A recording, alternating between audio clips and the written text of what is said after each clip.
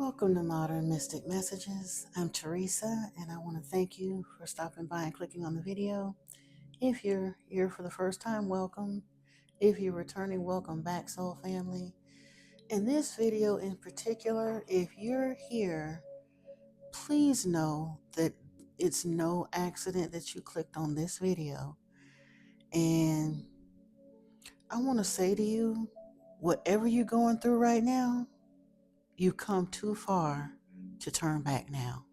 Okay? I don't know who needs to hear that. I don't even know. I mean, today was just a weird day for me. I'm going to be transparent. I started not to make a video today. I won't even be doing an Emerald Tablets video today. And I can't say that there's anything wrong. I don't feel any worse physically than I normally do. I've got some health issues and all that, but it's nothing that I don't deal with every day. Nobody called and pissed in my Kool-Aid. I didn't read anything sad or particularly happy. I don't have any family drama going on. Love life is doing what it do. I don't know why I'm feeling like this. And then I went online, and I don't know, I'm not enough into astrology to know exactly what it is. It's a Kazemi or a something in somebody's house. I don't know, but they said that May 29th to 31st is like a portal where the veil is super thin. It's literally, I guess this is kind of like that last in the rebirth cycle, like going into June, something about the way that the new moon rolled up and da da da da. And I do know next month the full moon is in Sag, and I'm a Sag moon, so I don't know if that's why I'm feeling so extra, or if I'm tapping into you guys' energy. I honestly don't know, because I did, when I sat down, I thought, well, okay, I don't feel like sitting down and reading the Emerald Tablets tonight, but maybe I'll do a reading. And then I didn't really want to do that because to be perfectly honest with you, I didn't even feel like putting on a decent dress. I was sitting in here in a ratty old house dress with holes in it, no bra, no makeup. I mean, yeah, I did twist my hair and all of that, but I was like, I don't even feel like doing nothing to get on camera. I don't know, but something wouldn't let me not do it. Um, Several thoughts came to my mind. I remembered, number one, I did promise Lord Inky 40 days, and I haven't succeeded in the 40 days of fasting yet. So the least I can do is my 40 days of service to him and to you all, to the collective, by uploading every day. And we're only in day 29. So I don't get to quit. I had to do something today, even if it's just this. I had to upload something. And then I also started thinking about the energies that I've been pulling in the tarot readings lately. I know that there are a few of us here in the family that are really going through some stuff right now, some pretty intense energies. And yeah, you don't get to quit. I'm so sorry. And trust me, I understand what, look, I'm the queen of having some heavy shit going on, needing and wanting to quit. And honestly, most of the world would say you'd be justified in quitting. Been there, done that, got two t-shirts and a little league trophy. Okay? So I get it. But also, as I was sitting down here, something came to mind. Like I said, one of them blasts from the past. And I started thinking about the story in Napoleon Hill's Think and Grow Rich, 3 Feet from Gold. Have you ever heard that story?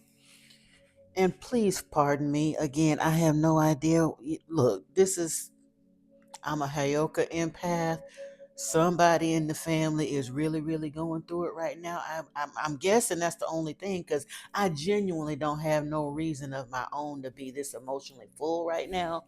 So just bear with me. I'm not personally sad. I'm just emotionally full right now. Um,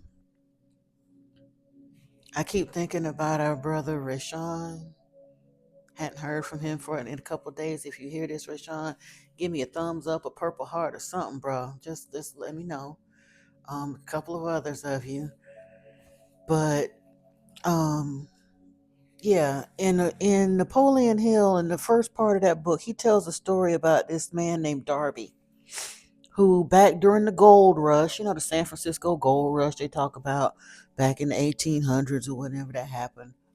Yeah, he went out there and staked a claim and got to working and digging and panning and whatever they were doing, and he hit a small gold strike, and oh, he was so excited and went back to his family and all of that and told him, anybody that kicks in, we're going to split this evenly, let's work this claim, yada yada yada.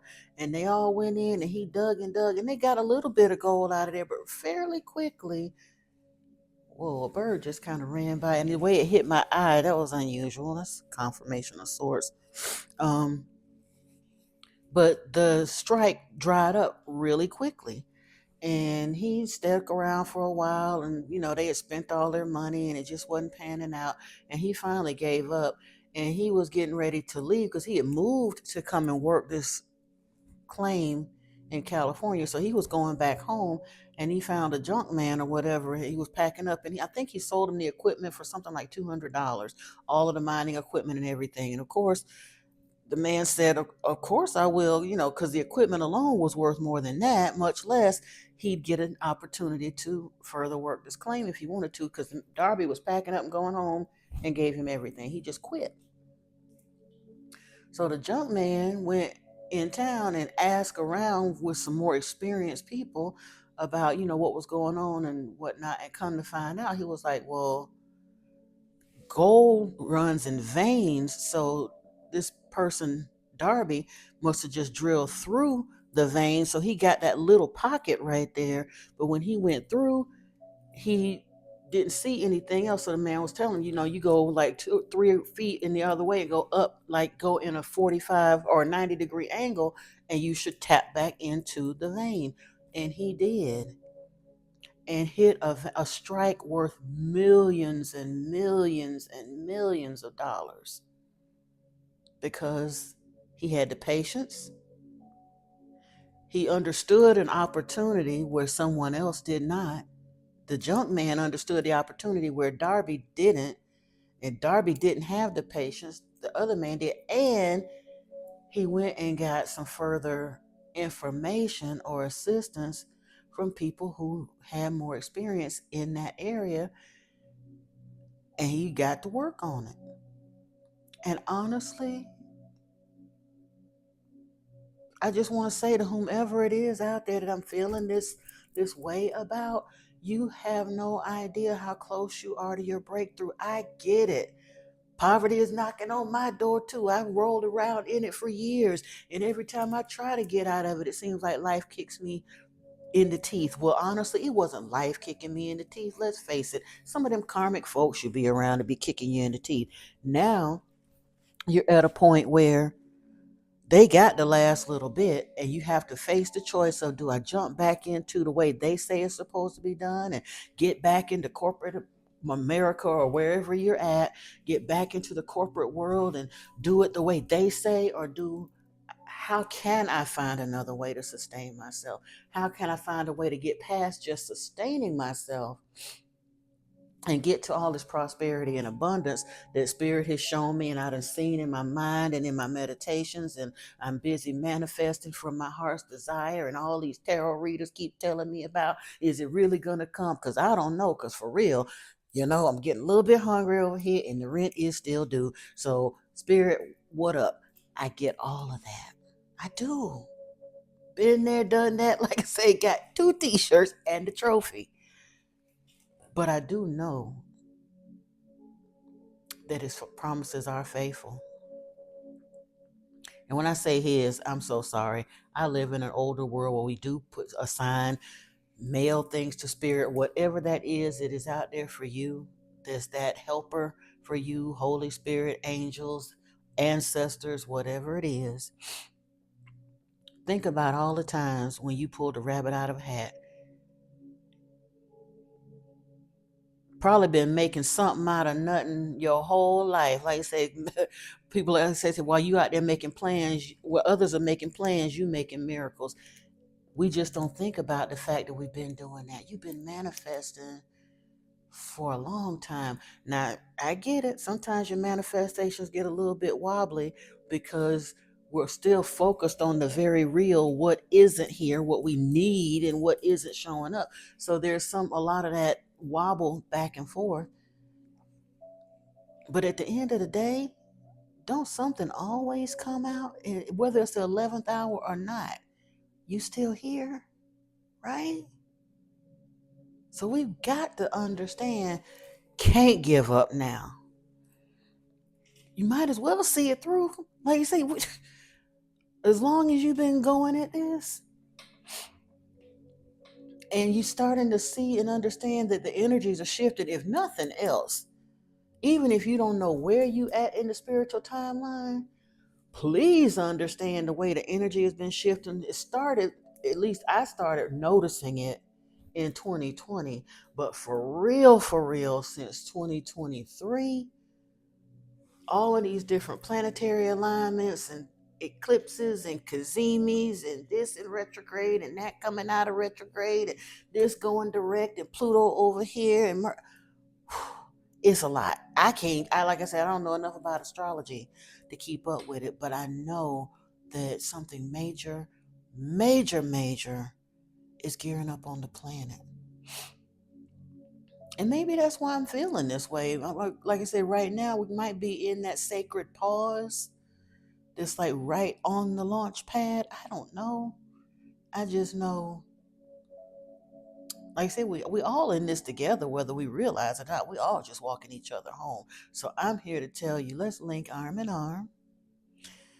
Um, I don't know how mine is gonna turn out either. I just know that as long as I've had that vision in my head and the way it's morphed and grown over the past 3 or 4 years, I know that it wasn't just my imagination because where the vision, when I first asked for any of the ascended masters that were willing to work with me to make themselves known to me, and immediately Yeshua and Saint Germain came forward, and Thoth was hard on their heels. And when I say immediately, excuse me, I had that experience, and I'll retell it really quickly. Again, like I said, 2020 was a a magical year for me, and that's the only thing I can say. It was truly a magical year. But when the rest of the world was going mad, I just decided, okay, we can't go to work. I'm gonna work on my spiritual stuff. And so I was out there barefoot meditating and fasting and doing breath work and taking hours long. So like spending 2 3 hours sometimes in salt baths, like every day, every other day type thing. And in the summertime, the weirdest thing happened. My clairaudience kicked in a big way, and I didn't even know that's what was happening at first until one day I was out with my daughter. We had gone out looking for a spot to fish right after they opened the beaches back up in the late summer in Florida, and we were looking for a fishing spot, and we saw a place, and we just made a little joke about it, whatever. When I got home that evening, I was going into a meditative state, thing that I do with my boyfriend, because once we figured out we were starting to build a telepathic bond, we actually practiced it daily. So I was going into meditation with him, and then all of a sudden, that got interrupted, and it was like I was back on that beach, and I heard, it sounded like a voice coming across the water. Of course, I wasn't actually on the beach, so I'm hearing this clairaudiently, but it said to me, it answered the question I had had earlier that day, and I didn't know whether the answer was right or not because I genuinely didn't know. I had to stop what I was doing and Google the question online, and sure enough, boom, Spirit told me the answer. And then shortly after that, like I said, once I realized that I was hearing Spirit, like for real hearing Spirit, I did ask for any of the ascended masters that were willing to work with me to come forward. I also did several meditations and asked specifically for my spiritual gifts to be amplified and onboarded, if you will. Um, I was led to an initiation study group under Master Dwal Kul. That was super cool, through the Elemental Grace Alliance and the Saint Germain Foundation. Um, and I specifically heard Saint Germain say to me, clairaudiently, of course. I didn't see anybody. I'm not at that level. That hasn't been open to me yet. But I heard that we were going to do something really big together. But even then, what I started thinking of where I was at in my head with business ideas and what I thought was going to happen and all of that, at that time, when I say it has morphed so dramatically over the years, now for the last year or two, I'm really, really, I don't know how the money is going to line up to do it, but I have a much clearer idea of the project that's supposed to happen. Like I say, I do know it's going to require soul family. It's going to require, most likely, unless I do hit the lottery or something to fund it myself, it's going to require either crowdfunding or some kind of a benefactor or sponsor, a celebrity or a wealthy person. I have no idea how all of that's going to line up, but I know what I was shown, and I've been shown it so persistently that I know it's not just my imagination. If it was just my imagination, I'd have gotten bored and moved on to something else by now when I wasn't able to do that, because it ain't just for me. Very little fact of the matter, to be perfectly honest with you, it's probably going to involve more work than I had planned on doing. Like I say, if I just had the means to manifest something for myself, I'd manifest the lottery win and go move to Thailand somewhere and call it a day. But that's not what I'm being shown. So I realize, whether it's showing up in the time that I think is appropriate or not, I don't get to give up, because guess what? When I signed on the dotted line, so to speak, when I answered the call and told Spirit that I would do whatever they wanted me to do, I don't get to call the timeline, and neither do you. It's not coming yet because, number one, you had a whole lot of healing to do, most likely. Probably came through a very painful, very karmic, very toxic cycle with a whole bunch of real toxic, painful, karmic people around you. And they was probably around you until very recently. Even some little hangers on that you thought you didn't got rid of everybody, but some of them still in your energy. Maybe even some of them over there doing some spell work, binding spells, whatever, trying to hang on to your energy. And you definitely not gonna manifest nothing as long as people that can't sit at your table are still trying to sit at your table. The master ain't gonna serve until the uninvited guests are gone. I don't know who needs to hear that, because I haven't quite put it that way. I've heard people talking about sitting at the table, because guess what? One of the biggest karmics in my life used to talk about sitting at the table, and it was kind of interesting to me that, honestly though, it was how I started seeing the need to understand, or I started being able to understand that that person really wasn't who and what I thought they were. Because Spirit was showing me one thing about this divine counterpart coming in and what we were going to do and this and that and the third. And my particular karmic was an ex of mine, but like I say, in this very innocent friend zone, as far as I was concerned, it was innocent. I know good and full well wasn't no chance at no romantic reconciliation, but I was still being brainwashed that it was okay to keep these people around. And I'm like, for what? They want to say we was in the friend zone. Dude, you want no friend? Because if you had been a real friend, you would have never done me the way you did.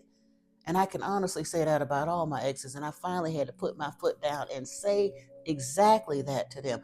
No, we cannot be friends. You were never my friend. You did not do right by me. Why do you want to come back after the fact now and maintain this weird ass friendship? Because you've been given a vision, or you starting to see where I'm going spiritually, and you got enough faith now. You put me down. You discounted my spirituality. You didn't want to believe in it. You didn't want to listen to it. You kept trauma dumping on me. But now that you're starting to see that I'm healing and I'm growing and all that, now you want to come back in my life and tag along and as a friend? No. Spirit said no. Absolutely not.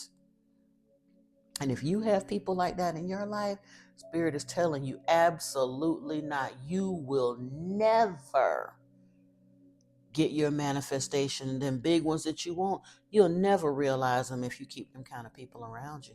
Because Spirit just flat out ain't gonna let it happen. Your ancestors won't let it happen. Oh, you forgive and you so sweet and kumbaya, and that's why they kept walking all over you and all that. Your ancestors ain't that nice. Your ancestors petty as hell, and they said hell to the no, no, no. Them people that did all of that cannot partake in the blessings that's coming your way. So now that you're aware of that, you can start going back through your emotional Rolodex and looking at who is it that's still hanging in there that's got to go. And I'm not saying everybody around you got to go, but you know who they are. If you still sitting here listening to this conversation, they popping up in your mind right now. You know exactly who they are. Because I tried to tell myself for years, oh, well, those per people.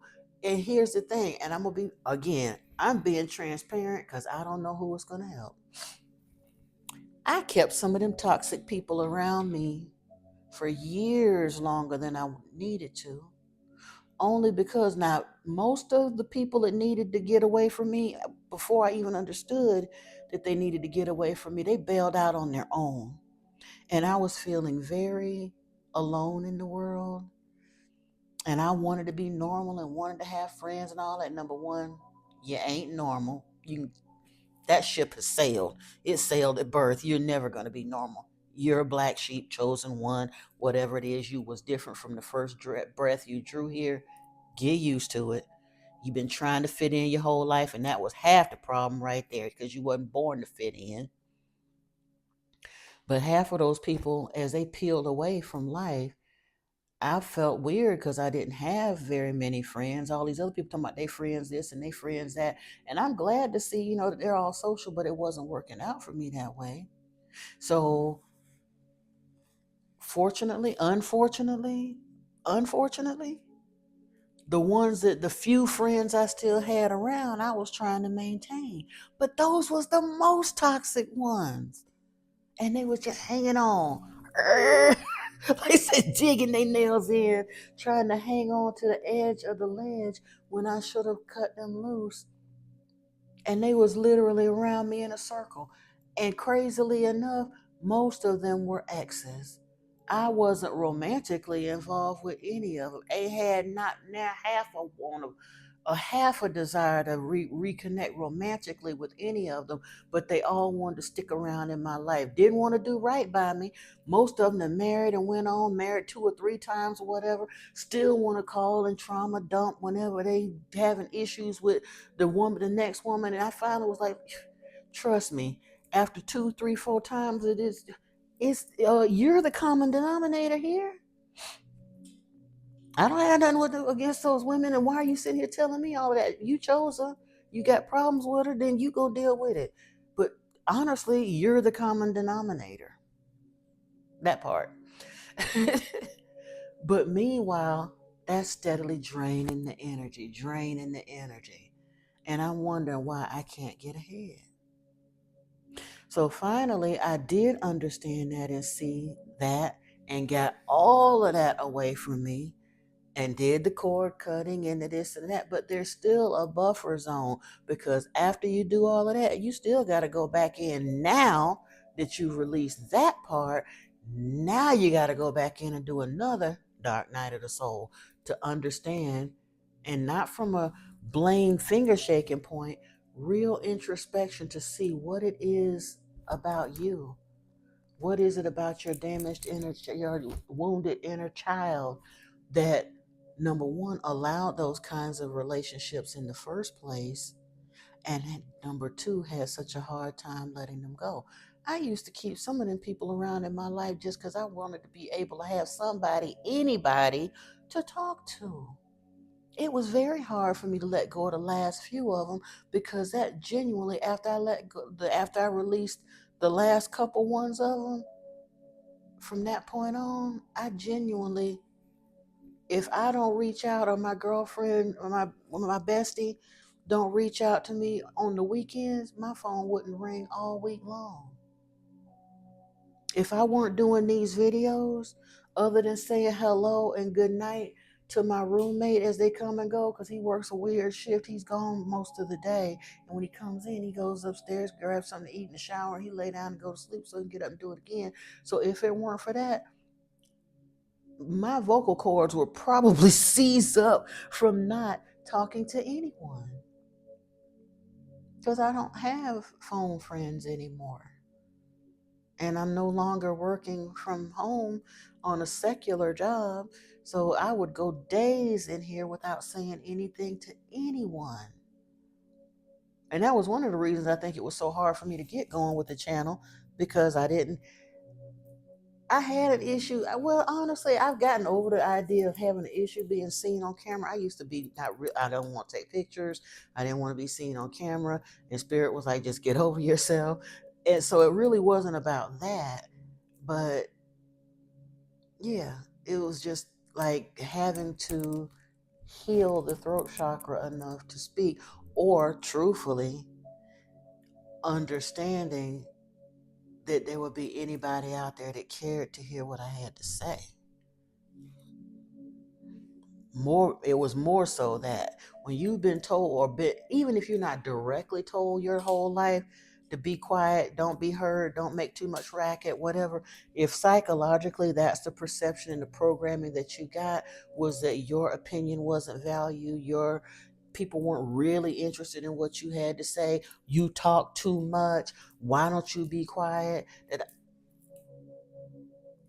you after a while, that does get you to a place where you learn to shut yourself down. You go so far inward that when it's time for you to speak, it's hard to do. I had several people telling me, you don't even understand. I started talking about my life experiences, and I'm thinking the stuff is normal. Or again, I'm thinking people either know what I know or been through what I've been through. Now, don't get me wrong.